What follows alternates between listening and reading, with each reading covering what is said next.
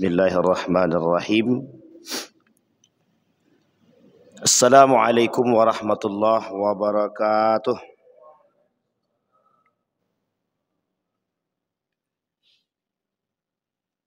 Alhamdulillahi rabbil alamin.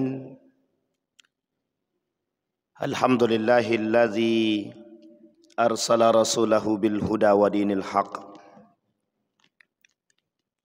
liyudhhirahu 'alad dini kullih wa kafa billahi shahida. Ashhadu an la ilaha illallah wahdahu la syarika lah wa ashhadu anna Muhammadan abduhu wa rasuluh la nabiyya ba'd. Allahumma salli ala Muhammad wa ala ali Muhammad fil alamin innaka Hamidum Majid. Ya ayuhan nasu taqu rabbakumul ladzi khalaqakum min nafsin wahidah wa khalaqa minha zawjaha wa batha minhuma rijalan katsiran wa nisaa'a wattaqullaha alladzi tasaaluna bihi wal arham innallaha kana 'alaikum raqiba. Wa qala Allah ta'ala ya ayyuhalladzina amanu taqullaha wa qulu qawlan sadida yuslih lakum a'malakum wa yaghfir lakum dhunubakum wa man yuti'illaha wa rasulahu faqad faza fawzan 'azima. Puji syukur kehadirat Allah dengan mengucapkan alhamdulillahirabbil alamin. Berselawat kepada Nabi dengan mengucapkan Allahumma salli ala Muhammad wa ala ali Muhammad fil alamin innaka Hamidum Majid. Bapak Ibu sekalian yang berbahagia, mudah-mudahan di subuh hari ini Allah limpahkan rahmat dan karunia-Nya kepada kita semua. Allah jadikan kita orang-orang yang selalu bersyukur akan segala nikmat-Nya. Allah jadikan rumah tangga yang sakinah, mawaddah, warahmah. Allah kemudian dekatkan kita kepada Allah. Dan insya Allah kita semua yang hadir husnul khatimah. Untuk orang tua kita yang telah mendahului kita, Allah tempatkan di tempat terbaik di sisinya. Allah terima amal ibadahnya. Allah kumpulkan bersama orang-orang yang saleh. Dan untuk orang tua kita yang masih hidup, Allah sehatkan, Allah kuatkan, Allah limpahkan rezeki dan istiqamah dalam kebaikan dan ketaatan kepadanya. Amin ya rabbal alamin. Baik Bapak Ibu sekalian yang berbahagia, di subuh hari ini saya ingin bacakan satu pernyataan dari seorang pengamat politik. Pengamat politik, lebih tepatnya penasehat politik daripada Erdogan, Dr. Omar Gormes. Namanya agak-agak susah sedikit. Ini kok timnya sempurna ini. Baik, apa kata Dr. Omar Gormes, penasehat politik daripada Erdogan? Kita perlu melindungi Iran dari ancaman Barat dan melindungi diri kita sendiri dari pengaruh Iran. Nah, ini pentingnya Pak. Kalau ini agak-agak sensitif juga sebenarnya, tapi ya udahlah, tak apa-apa. Di dalam muatan yang lain, Dr. Fahmi Salim merangkum dalam tulisan beliau,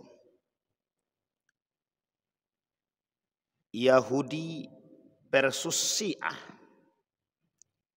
Tapi di bawah deh beliau tulis Israel versus Iran.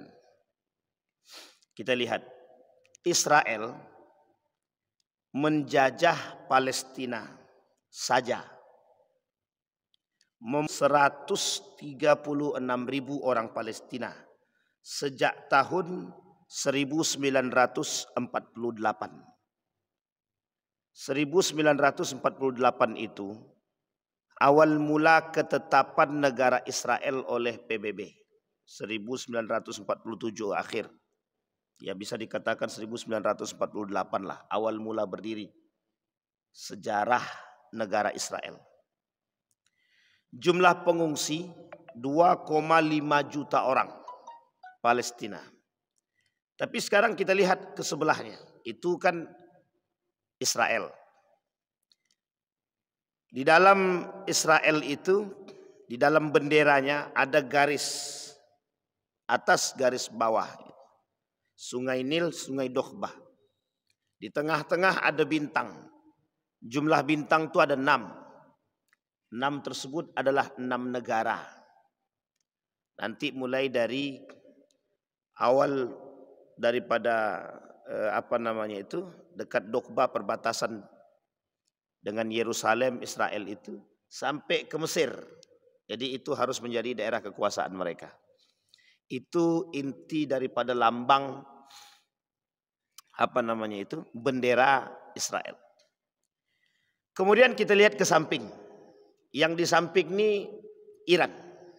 Jangan kaget. Iran menjajah yang pertama Irak, yang kedua Suriah, yang ketiga Lebanon, yang keempat Yaman. Ini semua negara Islam. Irak, Suriah, Lebanon, Yaman, 4. 70.000 orang Irak, 500.000 orang Suriah, 30.000 orang Lebanon, 25.000 orang Yaman. Jumlah pengungsi 3 juta orang Irak, 13 juta orang Suriah, 0,5 juta orang Lebanon, 2,5 juta orang Yaman. Sampai di sini bisa dipahami Bapak Ibu. Kira-kira mana yang paling sadis dalam melakukan penjajahan? Iran atau Israel? Babilonia, Irak, pernah dibumi hanguskan oleh Persia, Iran pada masa saat ini. Berubahnya Persia dari Iran itu ada pengaruh besar daripada dinasti Safawiyah. Safawiyah ini salah satu kelompok Syiah yang kelak berkhianat daripada Turki Utsmani, yang kelak punya peran merubah dari nama Persia menjadi Iran. Sehingga dalam perang Israel dan Iran ini, oleh pengamat politik mengatakan, apakah ini ideologi, perang ideologi atau perang militer? Apakah ini perang ideologi atau perang militer? Kata sebagian para pengamat politik. Tapi dalam tulisan lain, dalam artikel yang lain dituliskan begini, antara nuk dan geopolitik. Intinya politik semua. Saya tak masuk pada porosnya Syiah, saya tak masuk dalam porosnya Sunni. Ada masanya kita masuk nanti pada itu, antara Sunni, antara Syiah, antara Yahudi nanti. Tapi yang jelas, Yahudi ini banyak. Apakah semua Israel ini Yahudi? Apakah semua Israel ini Yahudi? Ada yang mengatakan semua Israel ini Yahudi. Tapi saya sepaham bahwa tidak semua Israel ini Yahudi. Kenapa demikian? Karena di perbatasan-perbatasan Israel itu sebenarnya masih ada orang-orang yang lain yang berketurunan Arab yang juga bukan Israel, bukan Yahudi. Tapi mereka mungkin lebih tepatnya mencari aman di tempat-tempat tertentu karena mungkin Israel tersebut bagi mereka adalah negara paling kuasa dan dikdaya pada masa ini. Karena ada sebagian yang tinggal di Israel itu bukan untuk ikut campur dalam urusan ini, bukan. Karena memang mereka terafiliasi, bekerja sama, dan mungkin merasa nyaman dengan kedudukan posisi kekuatan yang dimiliki oleh Israel. Dan itu ada motif-motif tertentu meskipun sebagian kecil. Tapi sebagian lain menganggap semua Israel itu ya Yahudi. Tapi tidak semua Israel itu Zionis. Nah, ini bahasa mereka. Terlepas daripada pemahaman tersebutlah. Kemudian Yahudi sendiri itu banyak. Ada Yahudi sendiri, ada yang disebut dengan Zionis. Tapi oleh sebagian pengamat politik mengatakan bahwa itu ya Yahudi. Yahudi ya Zionis. Tapi sebenarnya itu berbeda. Zionis gerakan di dalam Yahudi yang ingin menghancurkan Islam. Dan tujuan akhirnya dunia. Dunia kemudian tujuannya adalah Islam. Itu yang disebut dengan Zionis. Zionisme ini memang dibangun oleh Theodor Herzl dalam aluran politik ketika ingin mengambil sebidang tanah di Palestina. Karena ditolak oleh Sultan Abdul Hamid II, dia bangunlah komunikasi politik terhadap seluruh penguasa-penguasa yang memiliki dana pada masa itu dari kalangan-kalangan konglomerat Yahudi yang ada di berbagai macam negara. Termasuklah negara-negara tersebut, ada Amerika, Perancis, Inggris, Jerman, semua dikumpulkanlah oleh Theodor Herzl melalui jaringan-jaringan yang dia miliki, dan semua ini adalah konglomerat. Termasuklah salah satunya konglomerat negara Jerman yang pada masa itu memang berdarah Yahudi. Sehingga para konglomerat-konglomerat ini berkumpul memiliki satu tujuan dan satu visi dan misi. Yaitu ingin membangun yang disebut dengan Yahudi State. Negara Yahudi. Sampai di sini bisa dipahami Bapak Ibu ya. Ini negara Yahudi. Negara Yahudi agamanya nanti bukan Yahudi lagi. Tapi agamanya akan berubah menjadi Abrahamic religion. Agama Abraham atau agama Ibrahim yang menaungi semua agama di bawah satu agama. Satu agama itu Ibrahim yang menaungi semua agama. Termasuk Islam, termasuk Buddha, Hindu dan lain sebagainya. Majusi, Nasrani dan lain sebagainya. Mereka ingin jadikan satu dan menjadi pusat perhatiannya adalah agama Ibrahim. Yahudi itu memang agama. Tapi tidak pada masa Nabi Ibrahim, tidak pada masa Nabi Ishak, tidak pada masa Nabi Yakub, tidak pada masa Nabi Yusuf dan seterusnya. Tidak. Yahudi berubah menjadi nama itu setelah Nabi Yusuf, kemudian setelah Yahuza, lebih tepatnya pada masa cicit daripada Yahuza. Nah, ini poin penting untuk dalam sejarah yang harus kita pahami dulu. Karena di sini poinnya berbeda. Nah, di sini sudah dipahami ya Bapak Ibu ya. Di sini poinnya Bapak Ibu.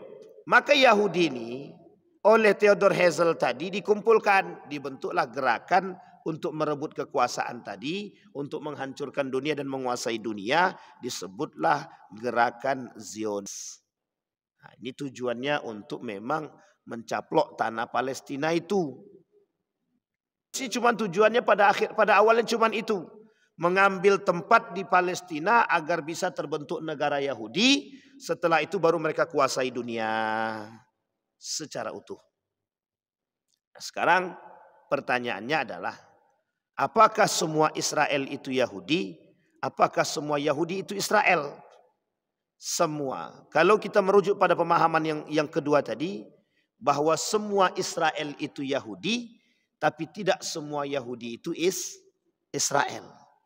Karena banyak orang-orang Yahudi, mayoritas orang-orang Eropa itu, hampir setengah penduduk Eropa itu sekarang Yahudi. Hampir setengah daripada penduduk Eropa itu semuanya Yahudi. Tapi bukan Israel, bukan. Bukan Israel. Karena Yahudi ini banyak. Ada Yahudi di Persia, Iran. Yahudi Isfahan. Ada Yahudi Khazar. Ada Yahudi di Persia, ada Yahudi di Jerman, ada Yahudi di Belanda, ada Yahudi di Inggris, di Prancis dan lain sebagainya. Tapi tidak di Israel. Dalam gerakan semua orang-orang Yahudi nanti dimanapun mereka berada akan kembali ke Israel. Itu tujuannya. Maka dibangun dulu semenanjung negara Yahudi ini agar bisa menampung orang-orang Yahudi yang ada di muka bumi ini untuk kembali balik ke asal mereka, yaitu tanah Palestina atau Yerusalem. Nah, sampai di sini sudah paham ya Bapak Ibu ya. Jadi tujuannya Theodor Herzl tadi mengambil Palestina itu tujuannya apa? Politik-kah, ideologikah? Dari ideologi melalui tangan politik. Dari ideologi melalui tangan politik. Karena tanpa politik, ideologi Yahudi tak akan pernah tersebar. Tanpa politik, ideologi Abraham tidak akan tersebar. Maka butuh strategi untuk bisa menguasai dunia dalam menjalankan misi untuk menyebarkan paham ideologi Yahudi. Sampai di sini bisa dipahami? Nah, ini gaya berpikirnya begitu dulu. Ini yang disebut dengan skema berpikirnya Pak. Sekarang kita tengok di negara versusnya tadi. Iran. Iran ini, kita baca lagi tulisan apa kata Dr. Fahmi Salim. Antara Israel dan Iran, kedua-duanya adalah sama-sama musuh Islam. Sekarang pertanyaannya, mana di antara dua musuh ini yang paling kecil pengaruhnya, permusuhannya kepada kita? Kalau Israel jelas musuh kita Pak. Itu jelas banget. Kafir iya, Muslim tidak. Tapi satu sisi ada kemunafikan, ada pengkhianatan yang pernah dilakukan oleh Iran. Karena yang pernah dilakukan oleh Iran pemberontakan terhadap kelompok-kelompok Sunni. Pertanyaannya, Sunni ini sudah berbau ideologi, Syiah juga sudah berbau ideologi. Karena paham Syiah di Iran itu berubah ketika datang dinasti Safawiyah. Dulu Iran ini Sunni. Dominasi terbesar pada masanya Iran ini Sunni. Datang dinasti Safawiyah merubah semuanya. Hampir semua orang-orang yang ada di Iran itu pada saat itu memberontak terhadap kekuasaan dinasti Safawiyah. Pertanyaannya, siapa yang memberontak? Yang memberontak orang-orang Sunni. Mengapa mereka memberontak? Karena dinasti Safawiyah mewajibkan kepada semua penduduk Iran untuk menganut mazhab resmi negara. Apa mazhab resmi negara ketika itu? Syiah. Sampai di sini bisa dipahami. Dia memisahkan antara politik dengan ideologi agak sulit. Tapi kalau kita tengok jalur tengahnya semuanya dapat. Karena memang di situ permainannya. Sekarang kita lihat. Muncul tulisan konflik Iran dan Israel. Ditulislah oleh salah seorang pengamat politik. Apa kata beliau? Antara nuklir dan geopolitik. Sekarang kita lihat dulunya. Ada berapa jumlah negara yang memiliki di muka bumi ini? Dari sekian banyak negara, satu negara yang tidak terdaftar. Namanya Iran. Itu tak terdaftar dalam perkumpulan para negara yang memiliki clear. Iran tidak terdaftar. Itu dipersoalkan. Mengapa? Disinilah oleh sekian para pengamat politik dari golongan orang-orang nuk mengatakan Iran itu memiliki nuk legal. Pertanyaannya adalah, apakah Iran memiliki masalah dengan pandangan para pengamat politik tersebut? Atau para pandangan negara-negara tersebut? Tidak. Tidak. Bagi Iran biasa aja. Karena sesungguhnya Iran punya dua strategi politik yang harus kita pahami. Satu geopolitik, yang kedua proxy war. Yang satu perang geopolitik, yang satunya lagi perang menggunakan tangan orang lain. Maksudnya perang menggunakan tangan orang lain itu bagaimana? Tidak ikut campur, tahu-taunya dia mendapatkan untung. Nah, itulah paling penting bahasanya sebenarnya. Yang berkelahi siapa, yang untung siapa.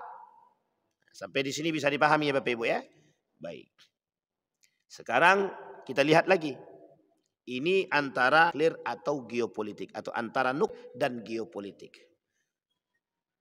Kapan terjadi perang antara Israel dan Iran? Ketika Iran diserang. Baru kemudian Iran menyerang. Pertanyaannya, sebelum Israel menyerang Iran, apakah Iran menyerang Israel? Tidak. Itu poin penting yang harus dipaham dulu. Apakah Iran menyerang Israel sebelum Israel menyerang Iran? Tidak. Iran tidak menyerang. Hanya saja konflik antara Israel dan Iran sudah mulai terasa dari jalur penghembusan yang dilakukan oleh Amerika. Jadi hasutan demi hasutan itu sudah terjadi. Amerika pernah pada masanya beberapa tahun yang lalu itu digertak oleh Iran. Bahkan sempat terjadi ketika Iran menutup Selat Hormuz. Apa yang terjadi? Perubahan ekonomi Eropa drastis sampai terjadi krisis moneter. Yang lebih tepatnya negara mana yang terimbas daripada itu? Yang paling besar negara Amerika. Jadi Iran sebenarnya, ini bahasanya begini. Iran sebenarnya sangat tidak takut dengan gertakan daripada Amerika. Maka sekarang dalam perang Iran dengan Israel, itu sebenarnya bukan Israel dan Iran. Lebih tepatnya Amerika dengan Iran. Gertakannya di mana?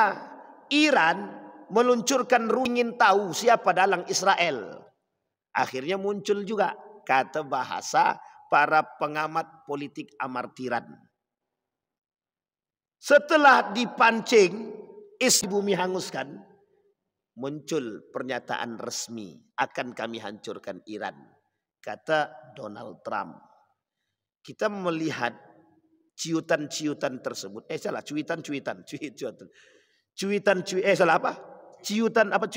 Cuitan-cuitan itu daripada resmi dari setiap negara, baik Israelnya, baik Irannya, baik Amerikanya. Sehingga ketika bahasa Donald Trump itu muncul di permukaan, sehingga muncul juga pernyataan resmi dari beberapa negara yang ingin ikut andil berkecimpung dalam perang ini. Siapa mereka? Rusia. Siapa lagi? Cina. Dan yang sekarang mulai ikut lagi Korea Utara. Korea Utara punya nuklirnya. Rusia apa tak lagi. Sekarang yang memberikan bantuan itu dari dua negara. Rusia dan Cina. Pertanyaannya, di mana negara-negara Islam? Ada satu pernyataan yang keluar dari Muhammad bin Salman. Dia menghubungi Iran dan mengatakan, teruslah mewakili kami. Tapi betul apa tidak, wallahu alam. Tapi pernyataan ini banyak sekali disambut baik. Bahasanya apa? Negara-negara Islam tidak berani unjuk gigi, tapi mereka kemudian mengatakan terima kasih telah mewakili kami dan lanjutkan. Pertanyaannya adalah apakah kita negara Islam itu mau membantu? Itu pertanyaan besar. Karena sebelum perang tersebut Donald Trump sudah berkeliling. Dia keliling-keliling negara Arab. Saudi Arabia, Mesir, Dubai, Qatar, Kuwait. Sudah dikelilingi. Apa alasan beliau mengelilingi itu? Otomatis diplomasi dan investasi. Nah, ini poin pentingnya di situ. Termasuk salah satunya Mesir ketika itu. Yang ikut bahasa lainnya tunduk. Bukan tunduk sebenarnya. Membangun komunikasi dan diplomasi bersama dengan Donald Trump yang mewakili Amerika. Nah, sampai di sini sudah dipahami Bapak Ibu ya. Artinya Donald Trump bilang begini. Kalau bahasa isyaratnya, kami butuh tenaga dan butuh duit. Dalam perang dunia ketiga ini, kalian mau dukung kami apa tidak? Nah, itulah bahasanya. Bahasa kasarnya begitu. Maka kalau kita merujuk kepada karakter Israel, Bani Israel. Kita tidak Israelnya dulu tapi Bani Israelnya. Itu penakut. Memang dari sananya Pak. Israel itu, Bani Israel itu penakut. 2 kali disebutkan dalam Al-Quran ketakutan mereka itu. Pada masa Nabi Musa lebih tepat yang secara terang benerangnya itu. Musa kau masuk aja dalam goa itu dulu. Bertemu kau dengan Tuhan lu. Kalau setelah selamat kau nanti baru kasih tahu kami. Coba jadi pahlawan di belakang. Coba bayangkan. Itu diabadikan dalam Al-Quran. Sekarang kita lihat. Betul enggak rasa takut, ketakutan mereka itu nampak? Nampak. Ketika Israel dibombardir oleh Iran dalam jalur ketika terjadi. Coba lihat. Cuma beberapa kali sudah keluar di media. Meskipun setelahnya mereka tutup. Apa yang mereka lakukan? Minta tolong kepada Iran. Stop. Kata Israel tolonglah stop. Sampai kabur neta itu. Apa namanya? Terserah kalian lah. Kabur Pak. Sampai kabur itu. Dan pertanyaannya. Ada enggak Bapak Ibu temukan video resmi atau video mereka yang memelas kasihan itu? Tidak ada. Ketika video itu mulai tersebar, semua berita-berita dan video itu langsung di-cut. Untungnya ada beberapa di antara para wartawan itu sempat mendownload atau mengambil video tersebut dan tidak diretas. Itulah sebagian cuplikan video yang tersebar.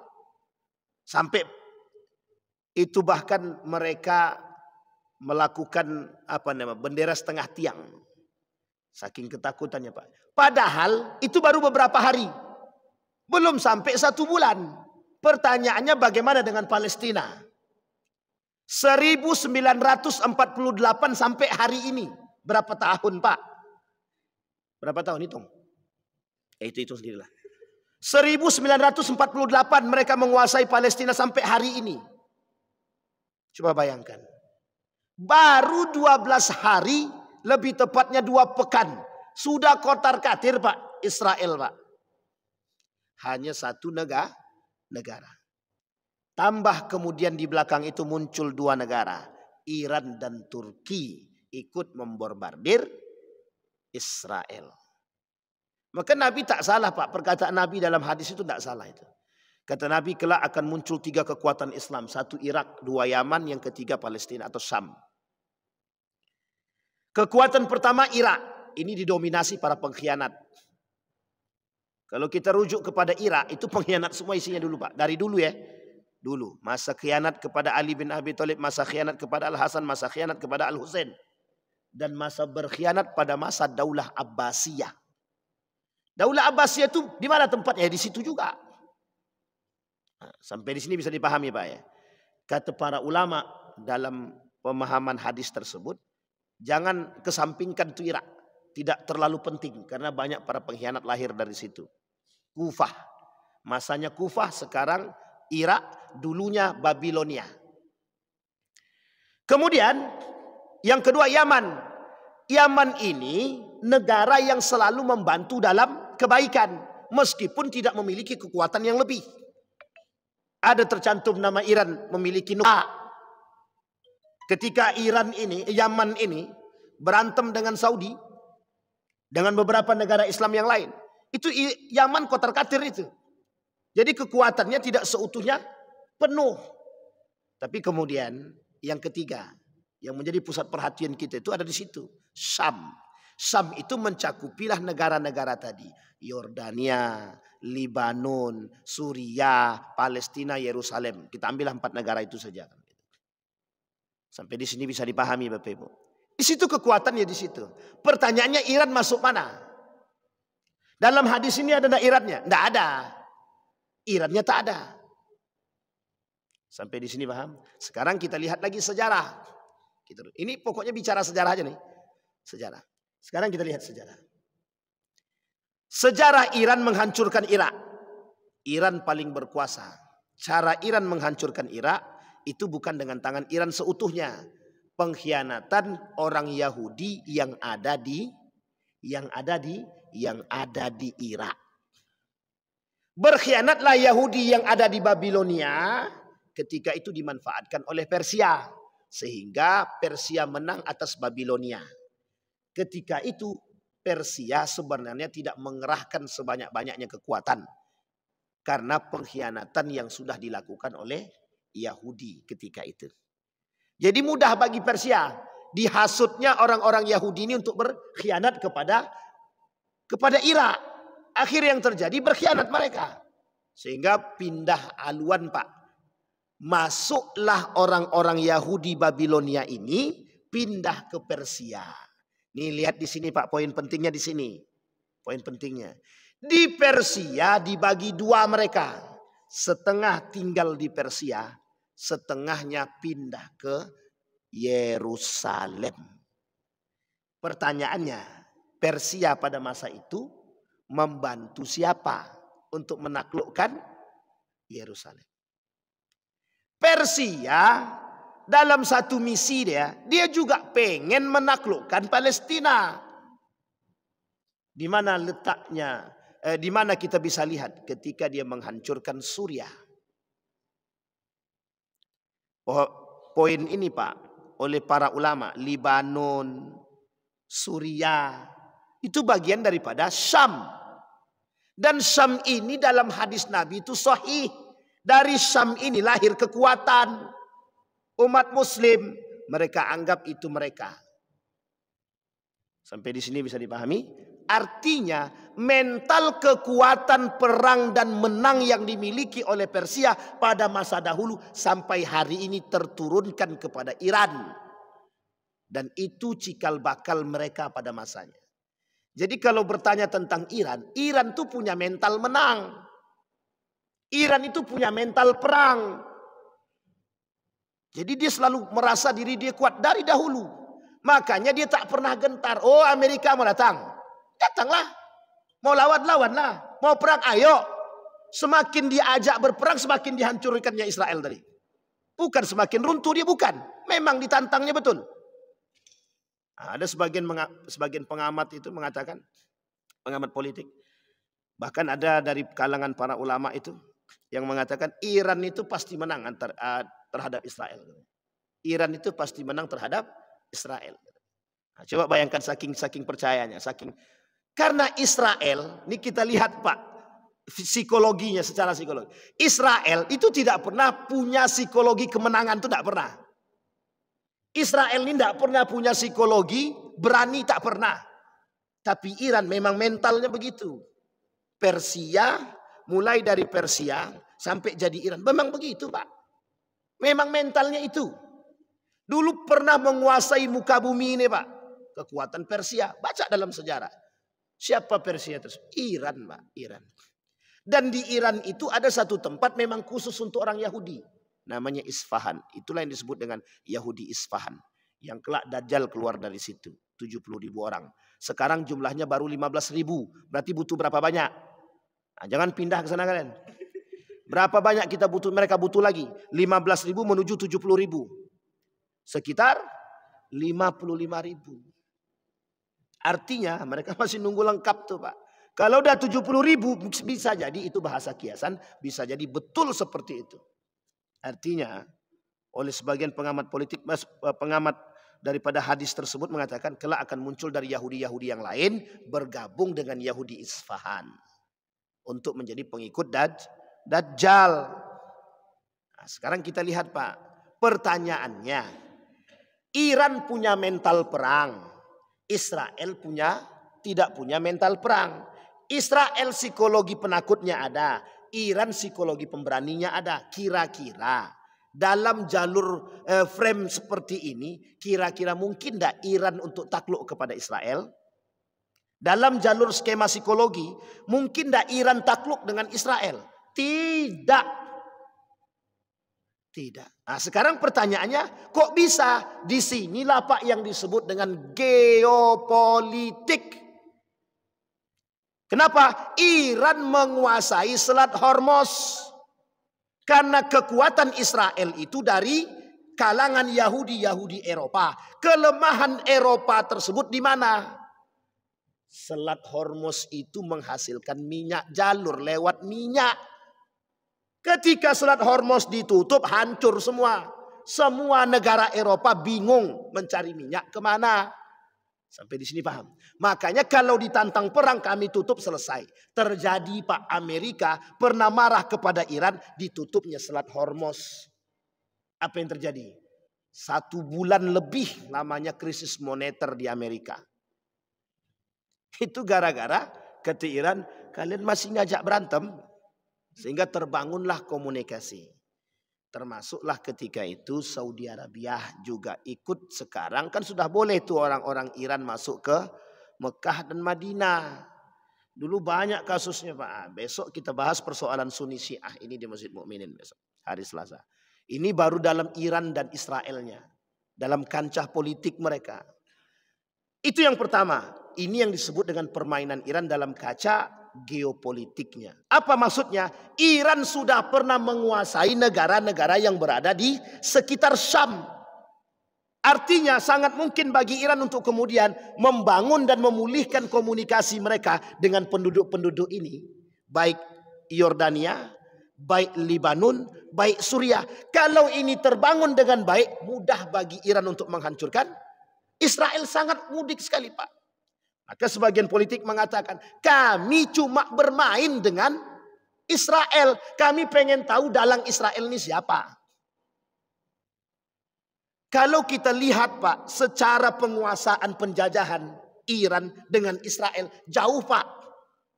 Kalau kita lihat mental, jauh Pak. Kalau kita lihat kekuatan, jauh Pak. Memang yang punya kekuatan, Israel tidak punya kekuatan Pak. Kalau bukan sokongan dana dari kelompok-kelompok Yahudi, Israel tidak bisa bertahan Pak. Bahkan seorang konglomerat Rockefeller Yahudi, dialah yang mendanai semua baliknya satu kapal penuh.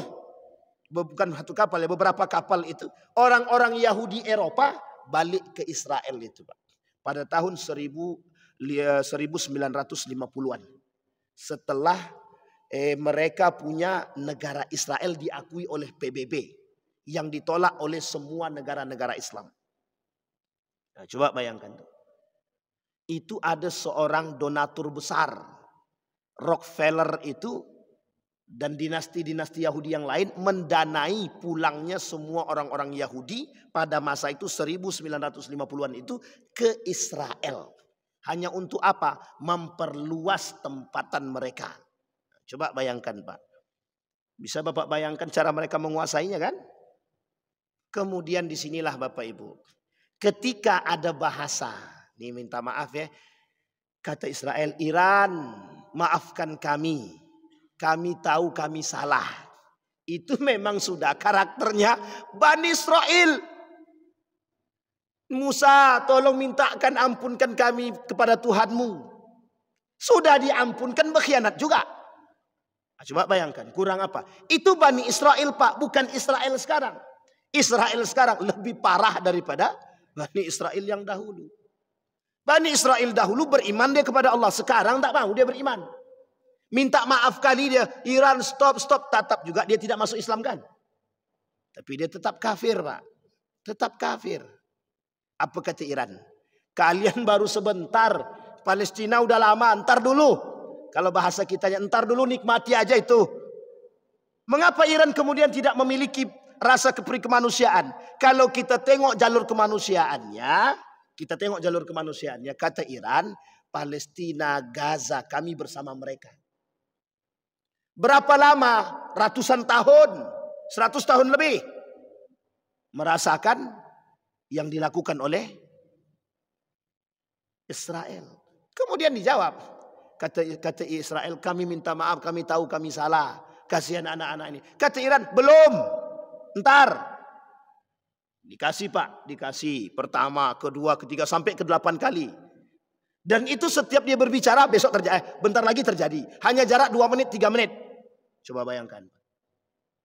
Gertakannya. Pertanyaannya adalah, betulkah Iran betul-betul ingin menghancurkan itu? Iran pengen tahu siapa dalangnya. Kata bahasa pengamat politik. Sekarang kita lihat Pak. Betulkah perang Iran dengan perang Israel ini, dengan Israel ini adalah murni ideologi, tidak seutuhnya ideologi. Nah, sekarang kita lihat jalur ini Pak. Yang dimaksud dalam perang ini oleh para pengamat politik, sesungguhnya Iran punya masa lalu yang sangat cemerlang. Iran punya masa lalu yang sangat baik dalam urusan perperangan dan pernah menguasai dunia dalam kancah Persia ketika nama dia Persia. Sekarang Iran juga ingin melakukan hal yang serupa. Artinya apa? Iran punya kekuatan militer. Inilah yang disebut dengan perang kekuasaan. Iran pengen berkuasa. Kalau Iran berkuasa di muka bumi ini, untuk menyebarkan paham Syiah itu mudah sangat. Sangat mudah. Uang belum menjadi penguasa dunia saja sudah banyak yang Syiah. Sampai ke Indonesia malah. Tidak usah ke Indonesia, sampai ke Riau. Yang sampai sekarang pelangnya belum copot-copot itu. Nah, itu ada di Syiah itu kan kalau tidak salah. Nah, coba bayangkan Pak. Artinya sebenarnya yang ingin dikuasai oleh Iran itu apa? Iran ingin menguasai dunia. Iran ingin memegang dunia. Karena kami punya masa lalu yang sama. Kami punya masa lalu bahwa kami ini seorang pemenang. Sampai di sini bisa dipahami. Sekarang pertanyaannya, apa yang membuat Iran begitu merasa ingin menguasai? Karena Iran bisa tahu bagaimana cara menaklukkan negara-negara adik kuasa hari ini.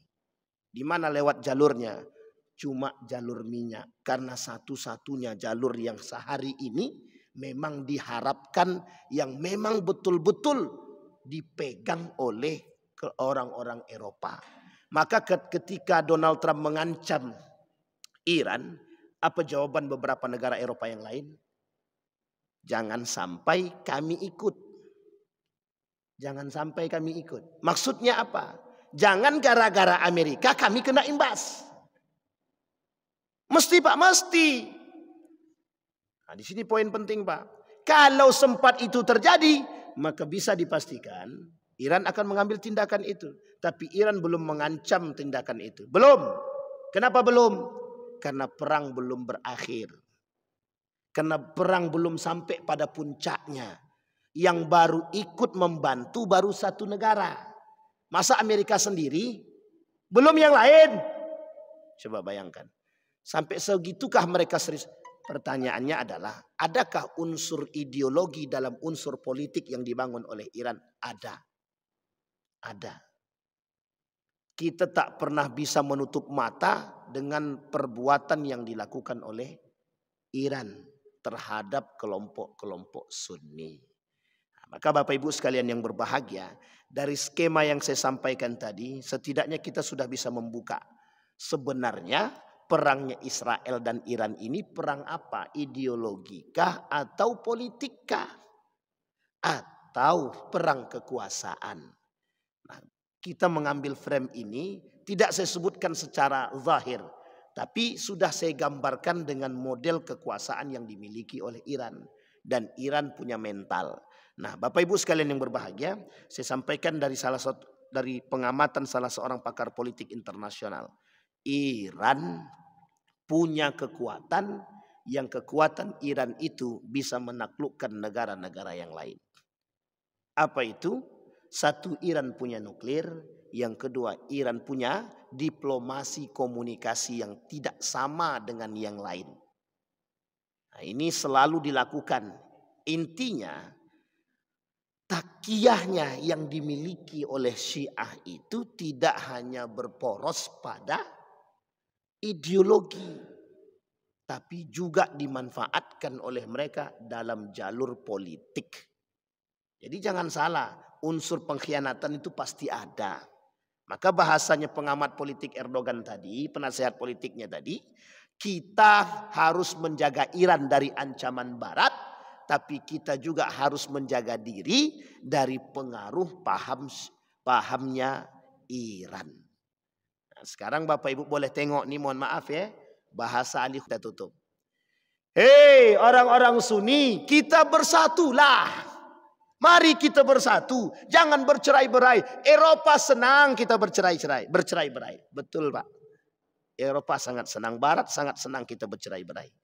Cuma yang saya katakan, berhati-hatilah dari ajakan tersebut. Kita tetap bersatu, tapi kita tetap menjaga diri.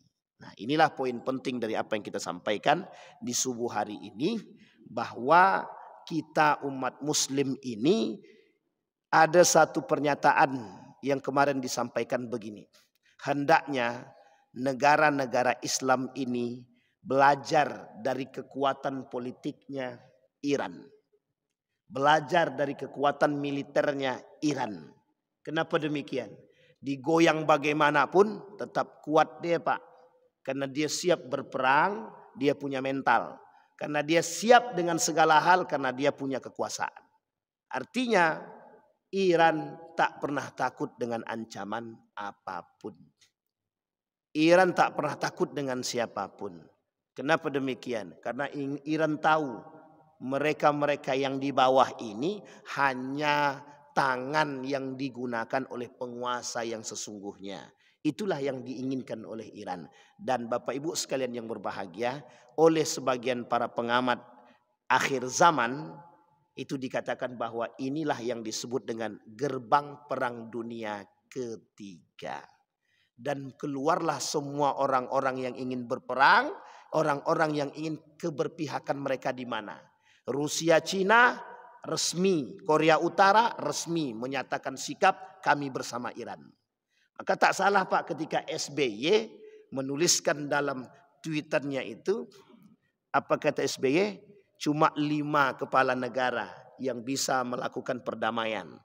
1 Rusia, Cina, Iran, satu lagi apa?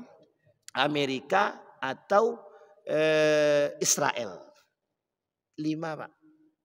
Disebutkan oleh SBY dalam Twitternya itu kalau saya tak salah itu. Dalam pernyataan dia itu. Kenapa demikian? Karena 5 ini yang berperang. 2, 3 lawan 2.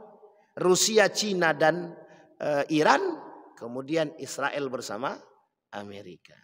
Nah, Bapak Ibu bersama siapa? Itu pandai-pandai Bapak Ibu lah. Cari tahu sikap masing-masing. Insya Allah sikap akhir daripada itu kita bahas di Masjid Al-Mu'minin insya Allah di hari Selasa. Mudah-mudahan ada manfaat dari apa yang kita sampaikan. Setidaknya dalam jalur ini kita bisa melihat bagaimana sesungguhnya Iran itu berbuat, dan seperti apa sesungguhnya kita dalam perang Israel dan Iran ini. Dalam kancah politik, dalam urusan politik dan kemiliterannya. Insya Allah kita bahas besok antara Yahudi dan Syiah. Ini dah lain kalau Yahudi dan Syiah. Karena pada masanya Yahudi dan Syiah pernah bersatu.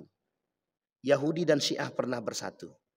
Pertanyaannya adalah, apakah Syiah juga bagian daripada Yahudi? Nanti kita bahas di sana. Saya kira itu saja, mudah-mudahan bermanfaat. Fa'tabiru ya ulil absar la'allakum tuflihun. Kita berdoa kepada Allah. A'udzubillahi minasyaitonir rajim. Bismillahirrahmanirrahim. Alhamdulillahirabbil alamin. Hamdas syakirin, hamdan na'imin, hamdan yuwafi ni'amahu wa yukafi'u mazidah. Ya Rabbana lakal hamdu kama yanbaghi li jalali wajhikal karim wa 'azimi sultanik. Allahumma salli ala Muhammad wa ala ali Muhammad fil alamin innaka Hamidum Majid. Allahumma faqihna fid din wa 'allimna ta'wil. Allahumma ighfir lahum warhamhum wa'afihim wa'fu anhum wa akrim nuzulahum wa sa'im madkhalahum waj'al al-jannata mathwahum. Allahumma ighfir lana dhunubana wa dhunuba walidina warhamhum ارحمهما كما ربيانا صغارا. اللهم انصر من نصر الدين واخذل من خذل المسلمين. اللهم انصر إخواننا المجاهدين في فلسطين وفي غزة وفي كل مكان. اللهم دمر اليهود اللهم دمر اليهود. اللهم أهلك الكفرة والمبتدعة والمشركين أعداءك أعداء الدين. اللهم اختمنا بحسن الخاتمة ولا تختمنا إلا بحسن الخاتمة. ربنا هب لنا من الصالحين. ربنا هب لنا من أزواجنا وذرياتنا قرة أعين واجعلنا للمتقين إماما. ربنا آتنا في الدنيا حسنة وفي الآخرة حسنة وقنا عذاب النار والحمد لله رب العالمين. السلام عليكم ورحمة الله وبركاته.